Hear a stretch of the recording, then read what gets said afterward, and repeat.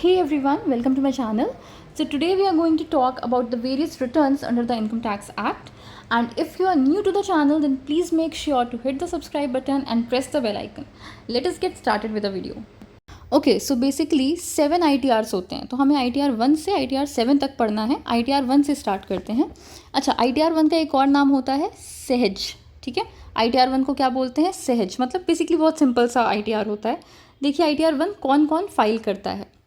अच्छा, before starting that, ये ITR होता क्या है, इनकम टैक्स रिटर्न क्या होता है. जब हम GST पढ़ रहे थे, GST रिटर्न्स मैंने पढ़ाए थे, तो मैंने उसमें बताया था कि रिटर्न कुछ नहीं होता, एक डॉक्यूमेंट होता है. बस एक डॉक्यूमेंट होता है जिसमें आप अपनी सारी डिटेल्स फर्निश करते हो सो दैट उसके बेसिस पे आपका टैक्स कैलकुलेट हो सके.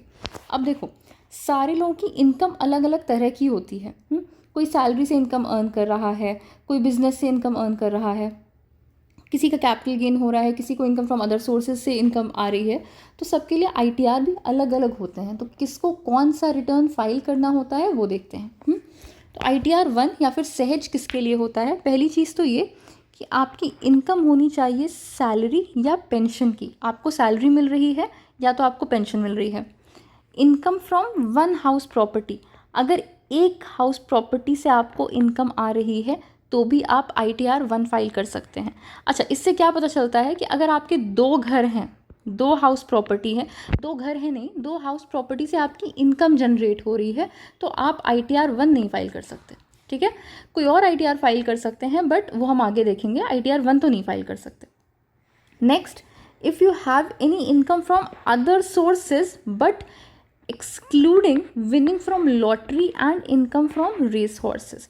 देखो, अगर आपकी अदर सोर्सेज से इनकम है तो भी आप ITR 1 फाइल कर सकते हो, लेकिन प्रोवाइडेड आपकी वो इनकम लॉटरी से या हॉर्स रेस से, घोड़े में पैसे वैसे लगाने से वो इनकम ना हुई हो. अदर सोर्सेज में आपकी मान लो रॉयल्टी से कोई इनकम है, कोई और आप फ्रीलांस का काम करते थे उससे कोई इनकम है, आपकी इंटरेस्ट का पैसा मिला है, ये सारे भी तो अदर सोर्सेज में आते हैं. अगर ऐसी कोई इनकम है, इन that case you can file ITR 1. ठीक है. और अगर आपकी एग्रीकल्चरल इनकम है लेकिन 5,000 तक, 5,000 से ऊपर है तो नहीं, अगर 5,000 तक आपकी एग्रीकल्चरल इनकम है तब भी आप ITR 1 फाइल कर सकते हैं.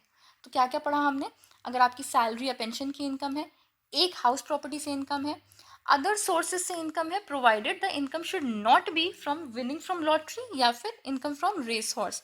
और अगर आपकी एग्रीकल्चरल इनकम है 5,000 तक, ठीक है, 5,000 से ऊपर है, तो भी आप ITR 1 नहीं फाइल कर सकते. इन सारे केसेस में आप ITR 1 फाइल कर सकते हैं. अब हम देखते हैं कि कौन कौन से केसेस में आप ITR 1 नहीं फाइल कर सकते. तो देखिए, सबसे पहले तो क्या, when your total income is more than 50 lakhs. देखो, मान लो ऊपर हमने पढ़ा ना कि सैलरी से इनकम है तो आप ITR 1 फाइल कर सकते हो, बट अगर आपकी एनुअल सैलरी 60 lakhs है तो आप ITR 1 नहीं फाइल कर सकते, क्योंकि पहली कंडीशन आपकी कंडीशन की ब्रीच हो गई. पहली कंडीशन क्या है फाइल ना करने के लिए? कि आपकी टोटल इनकम 50 लाख से एक्सीड नहीं करनी चाहिए. अगर एक्सीड कर रही है तो ऐसा नहीं है कि आपको ITR नहीं फाइल करना है बट 1 नहीं फाइल करना है, कोई और फाइल करना होगा. अगर आपकी एग्रीकल्चरल इनकम 5,000 से ज़्यादा है तो भी आप ITR 1 नहीं फाइल कर सकते. ये हमने ऊपर अभी देखा था कि एग्रीकल्चरल इनकम 5,000 तक होनी चाहिए. फिर क्या है, अगर आपके पास टैक्सेबल कैपिटल गेन्स हैं, अगर आपकी कैपिटल गेन की कोई इनकम है तो भी आप ITR 1 नहीं फाइल कर सकते हैं. अगर आपका बिजनेस है या कोई प्रोफेशन है, वहाँ से प्रॉफिट हो रहा है, कोई गेन हो रहा है, तो भी ITR 1 नहीं फाइल कर सकते हैं. अगर एक से ज़्यादा हाउस प्रॉपर्टी है, ये बात भी हमने ऊपर कर ली थी, अगर एक से ज़्यादा हाउस प्रॉपर्टी है तो भी ITR 1 नहीं फाइल कर सकते. Next, if you are a director in a company, अगर आप किसी कंपनी के डायरेक्टर हैं तो भी आप ITR 1 नहीं फाइल कर सकते हैं. ठीक है, even if as a director आपको सैलरी मिल रही होगी, लेकिन आप वहाँ का फिर आप ITR 1 नहीं फाइल कर सकते. If you have had investments in unlisted equity shares at any time, अगर आपने प्रीवियस ईयर की जितनी भी इनकम हुई है उस इनकम में आपका कोई भी इन्वेस्टमेंट रहा है किसी अनलिस्टेड इक्विटी शेयर्स में, ऐसे इक्विटी शेयर्स में which are not listed in the stock exchange, in that case also आप ITR 1 नहीं फाइल कर सकते हैं. एंड द लास्ट, अगर आपके पास कोई फॉरेन एसेट है या कोई फॉरेन इनकम है, बाहर की कोई इनकम है, बाहर का कोई एसेट है कंट्री से बाहर का, तो भी आप ITR 1 नहीं फाइल कर सकते हैं. ठीक है, तो ये सारी कंडीशंस थी ITR 1 फाइल कौन कर सकता है और कौन नहीं फाइल कर सकता है. नेक्स्ट आते हैं हम ITR 2 पे। अच्छा देखो, इस पे आने से पहले let me just tell you कि देखो इसके लिए ना हम जो पढ़ रहे हैं कि income from salary, house property, I hope आपने इनिशियल के लेक्चर्स देखे होंगे। वैसे मैंने इनकम टैक्स के सारे पूरी सीरीज़ डाली हुई है, income from salary, income from house property. अगर आपने नहीं देखा है ना तो उसमें एक प्लेलिस्ट का लिंक डिस्क्रिप्शन में दिया है, आप वहाँ पे देख सकते हैं। नेक्स्ट आते हैं हम ITR 2 पे। ITR 2 किसके लिए होता है? Again income from salary, pension. चलो ये बात तो हमने ITR 1 में भी देखी थी, तो यहाँ पे बंदा ITR 1 क्यों ना फाइल करके ITR 2 क्यों फाइल करेगा, ये हम आगे देखते हैं। इनकम फ्रॉम हाउस प्रॉपर्टी, चलो ठीक है। Income from other sources including winnings from lottery and income from race horses. देखो यहाँ पे ऊपर क्या लिखा हुआ था कि आपकी अदर सोर्सेज से इनकम है तो आप ITR 1 फाइल कर सकते हो, प्रोवाइडेड आपकी लॉटरी से और हॉर्स रेस से कोई इनकम नहीं होनी चाहिए थी। बट ITR 2 क्या कह रहा है, अगर आपकी लॉटरी से भी कोई इनकम हुई है, हॉर्स रेस से भी कोई इनकम हुई है, तो भी आप ITR 2 फाइल कर सकते हैं।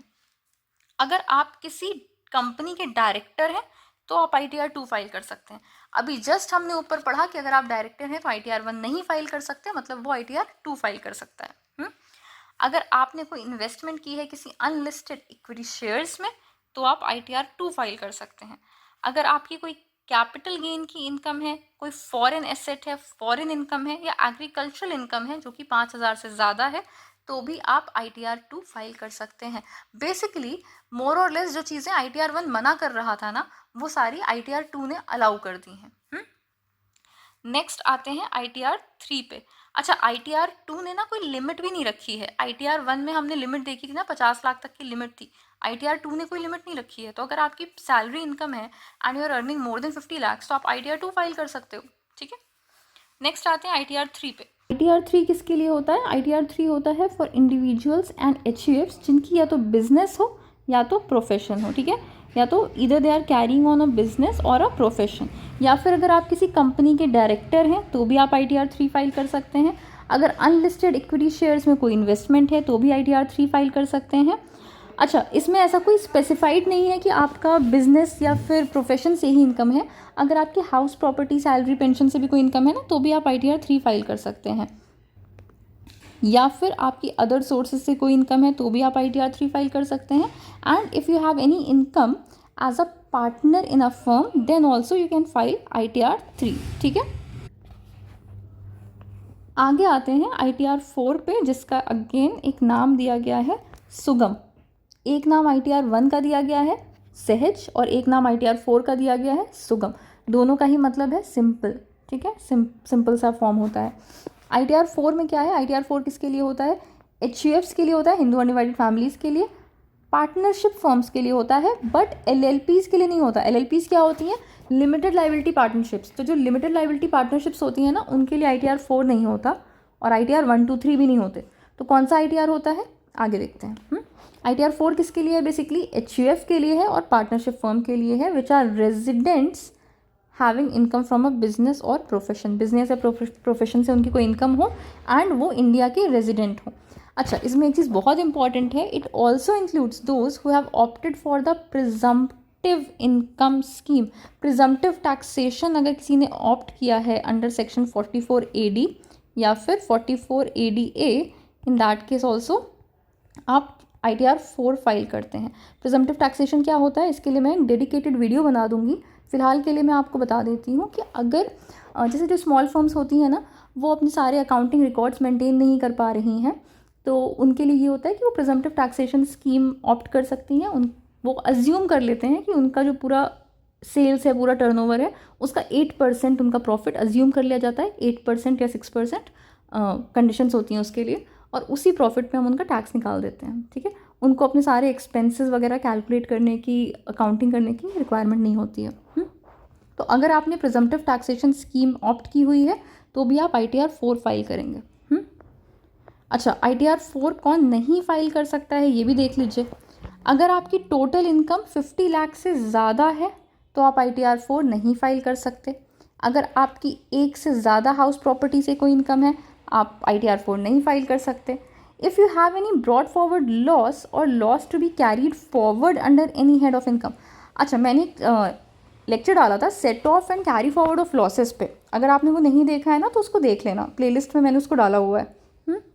तो अगर आपने कोई पीछे का लॉस किसी दूसरे हेड का या किसी भी हेड का पीछे का कोई लॉस कैरी फॉरवर्ड किया हुआ है, इन दैट केस आप ITR 4 नहीं फाइल कर सकते हो। अगर आपके पास कोई फॉरेन एसेट है तो भी आप नहीं फाइल कर सकते हैं। If you have signing authority in any account located outside India, आप नहीं फाइल कर सकते हैं। Having income from any source outside India, कोई भी फॉरेन इनकम नहीं होनी चाहिए बेसिकली। या आप किसी कंपनी के डायरेक्टर हैं, अगर आपकी अनलिस्टेड इक्विटी शेयर्स में कोई इन्वेस्टमेंट है, या फॉरेन एसेट कोई फॉरेन इनकम है। इन्होंने भी मोस्टली कवर कर दी हैं वो सारी चीज़ें जो ITR 1 ने कवर की थी। ये सारी कंडीशंस में आप ITR 4 नहीं फाइल कर सकते हैं। नेक्स्ट आते हैं ITR 5 पे। ITR 5 किसके लिए होता है? फर्म्स के लिए होता है, LLPs के लिए होता है। देखो ITR 4 ने तो मना कर दिया था LLPs को कि हम LLP को नहीं फॉर्म अपना भरवाएंगे, तो LLP को किसने अपनी शरण में ले लिया? ITR 5 ने। ITR 5 ने कहा कि अगर आपकी LLP है तो आप ITR 5 फिल कर दो। या फिर अगर एसोसिएशन ऑफ पर्सन है, बॉडी ऑफ इंडिविजुअल है, आर्टिफिशियल जुडिशियल पर्सन है। बेसिकली हमने 7 टाइप ऑफ पर्सन्स पढ़े थे ना, एकदम पहला जो लेक्चर पढ़ा था इनकम टैक्स का, नहीं पढ़ा है तो वो भी पढ़ लीजिएगा। उसमें हमने 7 पर्सन्स पढ़े थे, इंडिविजुअल, HUF, फर्म, कंपनी और association of person, body of individual, artificial judicial person. कितना होगा? 3, 6, 7। ठीक है, 7 पर्सन्स हो गए। अब देखो ऊपर हमने जितने भी पढ़े ना ITR 1, 2, 3, 4, इंडिविजुअल और HUF की तो सब बात कर रहे थे। ऊपर फर्म की भी बात हो गई, LLP की बात नहीं हो पाई थी, तो फर्म का ही पार्ट ले लेते हैं ना LLP को। LLP की बात ITR 5 ने कर दी। अभी भी कंपनी की बात नहीं हो पाई है। एसोसिएशन ऑफ पर्सन भी यहाँ पे ITR 5 फिल कर सकता है, बॉडी ऑफ इंडिविजुअल भी ITR 5 फिल कर सकते हैं, और आर्टिफिशियल जुडिशियल पर्सन भी ITR 5 फिल कर सकते हैं। ठीक है, अभी भी एक कंपनी के लिए हमने कोई ITR अभी तक नहीं पढ़ा, तो आगे देखते हैं। नेक्स्ट आता है ITR 6, जो कि होता है कंपनीज के लिए। For companies other than the companies claiming exemption under section 11। देखो सेक्शन 11 में वो कंपनीज आती है ना जो चैरिटेबल या रिलीजियस पर्पस के लिए होती हैं, तो उन कंपनीज को छोड़ के बाकी सारी कंपनीज को ITR 6 फाइल करना होता है। बस सिंपल सी बात है, सारी कंपनीज सिर्फ ITR 6 फाइल करती हैं एक्सेप्ट फॉर द कंपनीज जिनको एग्जेम्पशन मिलता है चैरिटेबल पर्पस के लिए हैं, उनको एग्जेम्पशन सेक्शन 11 के अंडर उनको एग्जेम्पशन मिलता है, तो वो ITR 6 नहीं फाइल कर सकती। तो वो क्या फाइल करती हैं? ITR 7। ठीक है, जो भी सेक्शन 11 के अंडर वाली कंपनीज होती हैं ना, वो क्या फाइल करती हैं? ITR 7। Trust, charitable institutions, hospitals, universities. ठीक है, तो ये 7 ITRs हमें पढ़ने हैं। आई होप आपको ये पूरा लेक्चर समझ में आ गया होगा। अगर कोई डाउट है तो प्लीज़ कमेंट करके बताइएगा। अगर वीडियो पसंद आई हो तो please give it a thumbs up and subscribe to my channel.